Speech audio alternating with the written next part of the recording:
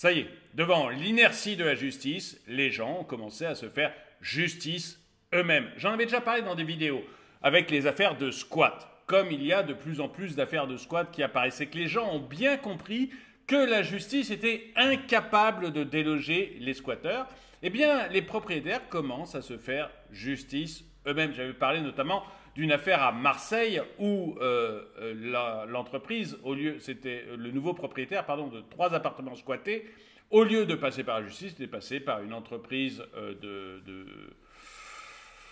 de sécurité, on va dire, qui était allé voir les squatteurs et qui les avait virés à la force des poings. Et c'est quelque chose que l'on voit de plus en plus souvent en France. Ça prend en fait une telle ampleur, cette justice et vendetta personnelle, ça prend une telle ampleur que même les médias comme BFM commencent à en parler. Mais là, vous allez voir, si vous essayez de vous faire justice eux-mêmes, là, la main de la justice officielle ne tremblera pas. Là, vous irez tout droit en prison. Bonjour et bienvenue dans cette nouvelle vidéo de DME en direct. Comme toujours, eh bien, si vous n'êtes pas abonné, je vous suggère de le faire et de cliquer sur la cloche pour être prévenu lorsque je sors une nouvelle vidéo. Oui, vous allez voir. Vous allez voir, et je remercie Amadeus qui m'a envoyé les articles.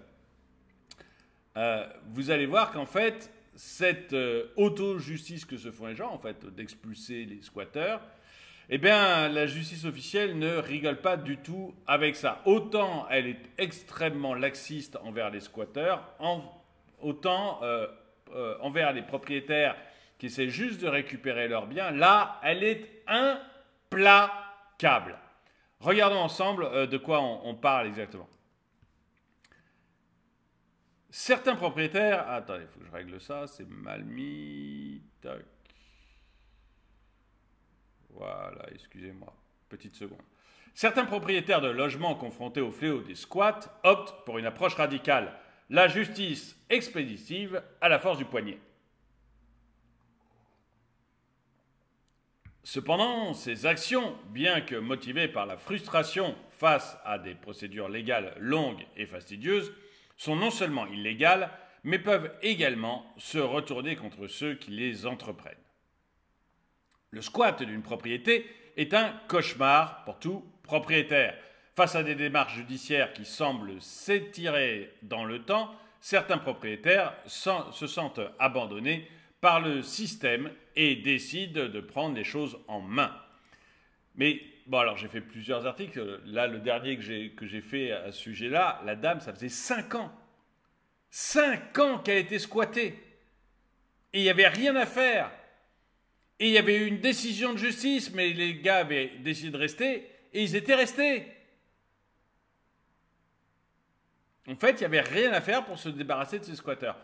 Forcément, au bout d'un moment, quand vous êtes tapé des années de procédure pour arriver jusqu'au procès, qu'au procès on vous donne raison et que les personnes continuent à ne pas partir, il y a un moment, ça se sait. Et comme ça se sait, les gens deviennent violents. Si vous n'obtenez pas de justice par la justice officielle, vous devenez violent. C'est quelque chose que je trouve assez logique comme process. Dites-moi ce que vous en pensez, mais moi je trouve ça assez logique. Surtout qu'il n'y a pas à tergiverser, vous voyez, il faudrait juste un constat d'huissier à la limite. Monsieur l'huissier, regardez, je suis propriétaire, voilà mon acte de propriété, j'ai ces individus qui ne me payent pas et qui sont dans mon appartement. Ça fait 1 mois, ça fait 2 mois, donc ce n'est pas un retard de paiement, c'est tout à fait officiel. Expulsez-les, à ce moment-là, vous devriez avoir l'huissier qui peut tout simplement prendre la police avec lui et qui va expulser les gens. Enfin, vous voyez, ça devrait être d'une simplicité folle. Mais au lieu de faire des choses simples, en fait, on a tout fait pour compliquer la vie des propriétaires. C'est pour ça d'ailleurs qu'il n'y a plus de logements à louer en France. Parce que la vie des propriétaires est trop compliquée. C'est pour ça que quand vous louez un logement, vous avez un dossier épais comme un énorme livre à fournir, parce que les gens savent bien qu'ils n'arriveront pas à vous expulser si vous ne payez pas.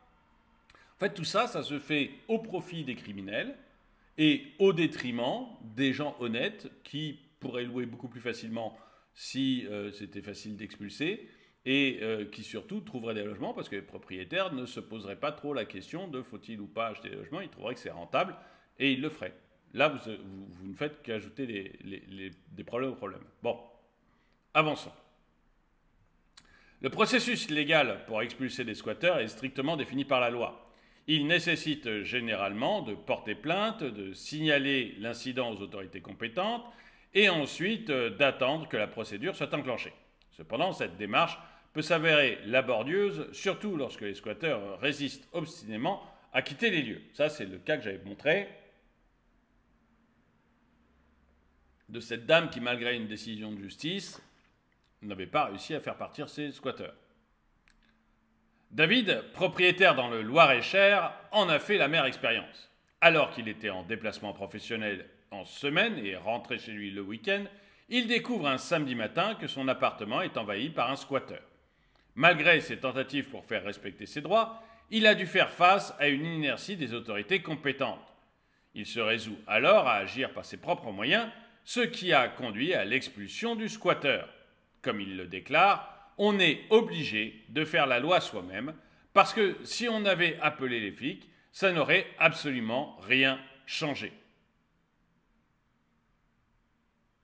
Et ça va s'amplifier, et j'ai peur qu'on retrouve ça dans tous les domaines après, parce que plus ça va, plus on s'aperçoit que la justice, alors je ne sais pas si elle est entravée par trop de lois ou si c'est une idéologie des juges, j'en ai aucune idée, mais on s'aperçoit qu'elle est incapable d'agir dans plein de domaines. Et du coup, les gens vont se faire de plus en plus justice en eux-mêmes. Toutefois, cette impulsion d'autodéfense peut avoir des conséquences désastreuses. Richard, propriétaire, dites-moi si vous comprenez par exemple, excusez-moi, on revient un tout petit peu en arrière, mais si vous comprenez David, qui a expulsé, qui part en semaine travailler, qui revient le week-end et qui le week-end s'aperçoit qu'il y a quelqu'un chez lui et qui l'expulse lui-même, à force des poignets, qui se casse pas la tête à aller chercher la police. Dites-moi si vous le comprenez. Toutefois, cette impulsion d'autodéfense peut avoir des conséquences désastreuses. Richard, propriétaire à Nice, en a fait l'amère expérience. Confronté à un squatteur dans son appartement sur la promenade des Anglais, il a tenté de résoudre le problème lui-même en faisant appel à un homme pour intimider le squatteur. Donc lui, il est carrément allé payer un homme de main pour essayer de régler le problème. Malheureusement, cette initiative s'est soldée par son arrestation et une garde à vue de 48 heures. Les autorités ont jugé son action inacceptable, mettant en évidence les risques juridiques encourus lorsqu'il tente de se faire justice soi-même. Vous voyez ce qui est agaçant. Je ne sais pas si vous êtes d'accord avec moi, mais ce qui est agaçant là, c'est de voir que, en fait, expulser un squatteur, la justice, elle ne sait pas faire, elle ne fait pas. Non. Ah non, lui, il a le droit d'envahir votre maison. Vous n'avez pas le droit de l'empêcher d'envahir votre maison. Par contre, vous, si vous essayez de le virer, là, la justice est implacable. 48 heures de garde à vue. Est-ce qu'on ne peut pas... J'ai lu un autre article où la personne était carrément interdite de s'approcher de son domicile. C'est-à-dire que même chose, elle avait essayé d'expulser la personne, le squatteur, par ses propres moyens. Et la décision de justice, c'était que... donc il s'était fait arrêter. Et la décision de justice, qui elle n'avait pas du tout traîné, c'était « Monsieur, vous n'avez plus le droit de vous approcher de votre appartement ». Je ne sais pas ce que vous en pensez. Moi, je commence à trouver qu'on vit dans un monde, mais qui devient totalement frappadingue. C'est-à-dire que vous êtes dans votre bon droit, mais la justice ne viendra pas vous aider et elle viendra même vous mettre la tête sous l'eau si elle le peut. Je trouve ça extrêmement étrange comme façon de penser. Le récit, comme celui de Laurent, un agriculteur né dans l'Indre, reflète l'ampleur du problème. Confronté à des locataires qui refusent de payer, il exprime son empathie envers ceux qui choisissent l'autodéfense. Pour lui, le système actuel est inadmissible et nécessite des changements urgents.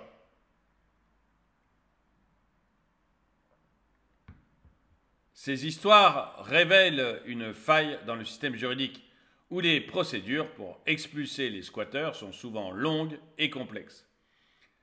Les propriétaires se sentent impuissants face à cette situation, ce qui les pousse parfois à prendre des mesures drastiques.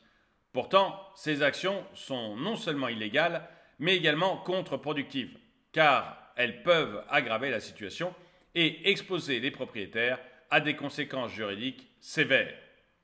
Il est essentiel que les autorités prennent conscience de cette problématique et mettent en place des mesures pour accélérer les procédures d'expulsion des squatteurs, tout en offrant un soutien adéquat aux propriétaires. Un système juridique efficace et équilibré est essentiel pour garantir le droit de propriété et maintenir la sécurité juridique pour tous les citoyens.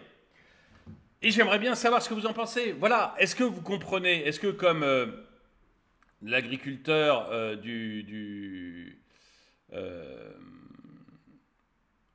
l'agriculteur de l'Indre, Laurent, est-ce que, comme Laurent, vous comprenez en fait ces gens, ces propriétaires qui en viennent aux mains et qui viennent à essayer de se faire justice eux-mêmes à cause des lenteurs de la justice officielle?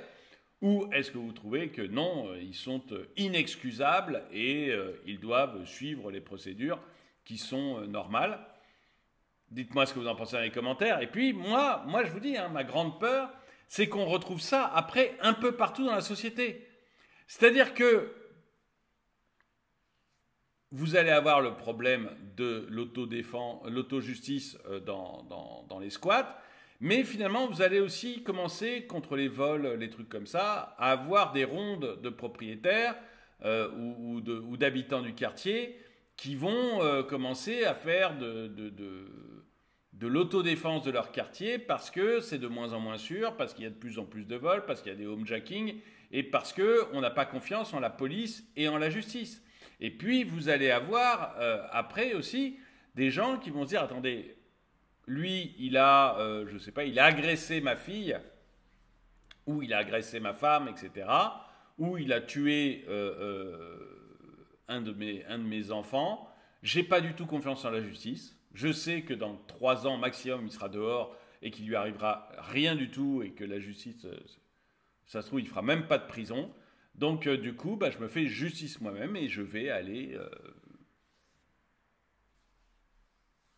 je sais pas, éliminer la personne. Enfin, vous voyez, ça peut être violent, quoi. Et j'ai peur qu'en fait, avec une justice telle qu'on l'a aujourd'hui, qui n'est absolument pas réactive, c'est-à-dire on met des années avant de juger quelqu'un. Je me rappelle d'un cas là qu'on a vu récemment, très très récemment dans l'Est de la France. Je ne saurais plus dire exactement la ville, mais vous savez, un jeune qui s'est fait poignarder par 2 autres et qui en est mort. Bon, petite altercation dans le sens où je ne sais plus s'il les avait mal regardés, etc. Enfin, vraiment quelque chose, vous voyez, c'est un jeune sans histoire qui se fait poignarder par 2 voyous, quoi. On va le dire comme ça. Et donc il est mort. Les 2 voyous ont été en prison, mais ils ont été libérés très récemment. Ils n'ont jamais été jugés. Et ils ont été remis en liberté récemment. Et j'entendais la mère de cet enfant dire, mais moi, mon fils, il est mort. Et là, ces 2 criminels sont en liberté. 1 an après, ils sont en liberté parce qu'on n'a pas eu le temps, on n'a pas réussi à les juger dans les temps. Vous savez, à la limite, ils ont du pot que ce soit une femme. Parce que je connais un paquet d'hommes, je parle de temps en temps d'un de mes voisins à la campagne, ça se réglerait au fusil de chasse, quoi.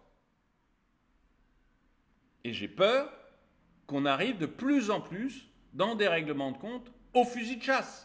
De gens qui en ont ras-le-bol, et qui ont très bien compris que la justice les protégeait de moins en moins. Et encore une fois, je ne sais pas si c'est la faute des juges ou la faute des lois, je m'en fous, eux aussi, mais j'ai peur que ça devienne de plus en plus violent. Dites-moi ce que vous en pensez dans les commentaires. En tout cas, merci d'avoir regardé cette vidéo, mettez-lui un pouce vers le haut, commentez-la, partagez-la. Merci à tous ceux qui soutiennent la chaîne, et moi je vous dis à très bientôt.